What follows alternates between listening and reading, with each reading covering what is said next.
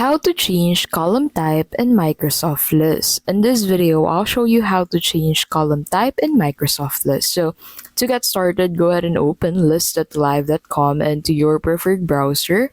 Sign in to your Microsoft account and then go ahead and open that specific list where you want to change a column type to. And then once you're on that specific list, go ahead and click on that column name of that specific column, and then under it, click on column settings. And then from here, click on edit, and on the right side of your screen, you'll find this option to edit your column. So go ahead and select the type of column that you want to change this to, and then after that, click on save.